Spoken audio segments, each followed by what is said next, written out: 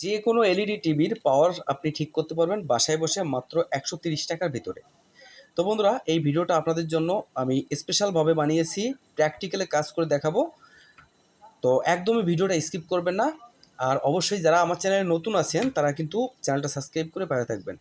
দেখেন, প্রত্যেকটা এলইডি টিভির মাদারবোর্ড কিন্তু একরকম থাকে না, তবে বেশিরভাগ মাদারবোর্ড কিন্তু দেখা যায় একই ক্যাটাগরির। যেমন ধরেন আমার এই হাতে আছে একটা স্মার্ট টিভির মাদারবোর্ড এবং এখানে আছে একটা নন স্মার্ট টিভির মাদারবোর্ড। তো দুটোর কাজই কিন্তু একই ধরনের। দেখেন চেম্বারটা কিন্তু একই ধরনের করা পাওয়ারের। এইটা হচ্ছে পাওয়ার সেকশন, এইটা হচ্ছে পাওয়ার সেকশন, দেখছেন এটা কিন্তু পাওয়ার সেকশন। আর এইটা হচ্ছে পাওয়ার সেকশন।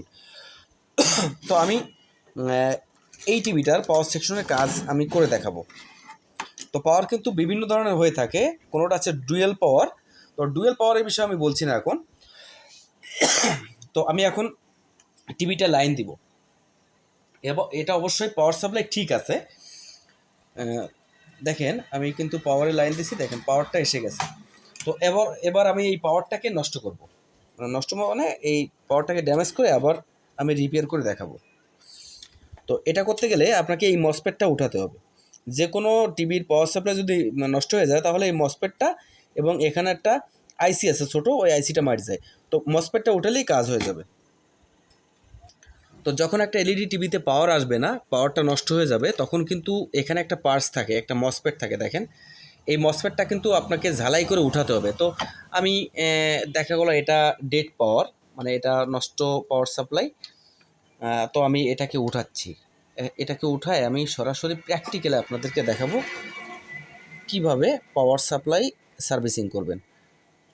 তো ভিডিওটা কিন্তু একদমই স্কিপ করা যাবে না, কন্টিনিউ ভিডিওটাকে দেখতে হবে। দেখলে আপনি নিজেই বাসায় বসে আপনি এগুলো সার্ভিসিং করতে পারবেন।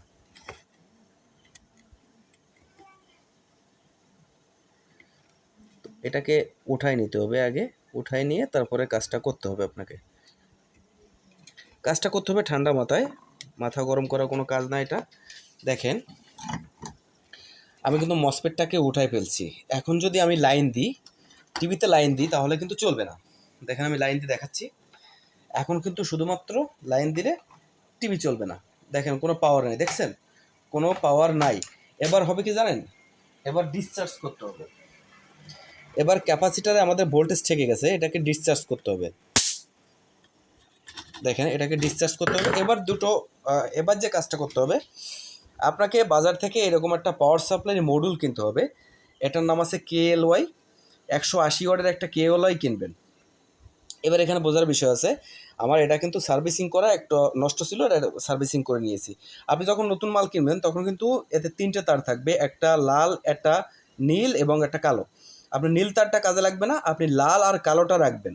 তো এর ভিতরে লাল কোনটা কালো কোনটা আমি দেখাচ্ছি। এটাকে আমি লাল বানিয়ে নিয়েছি, এটাকে আমি কালো বানিয়ে নিয়েছি।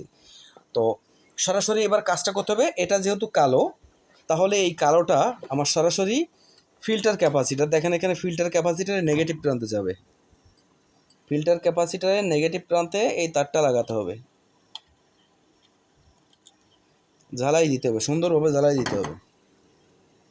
এবার যে লাল তারটা আছে, লাল তারটাকে দিতে হবে এই যে মসপেটের, যেখানে মসপেট ছিল। দেখেন মসপেটের 3টে লেগ থাকে সাধারণত। তো এখানে দেখেন আমি দেখাচ্ছি,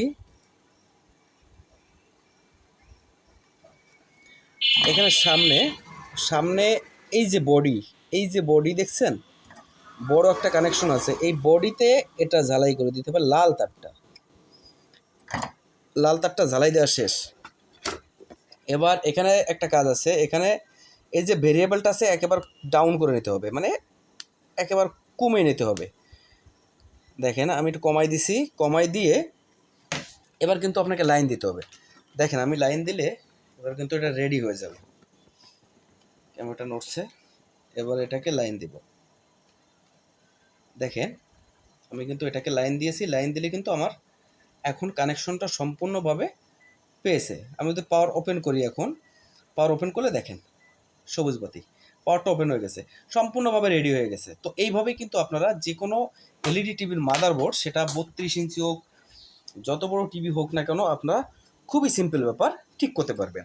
তবে আপনাকে এই মসফেটটা কিন্তু নষ্ট মসফেটটা তুলে নিতে হবে।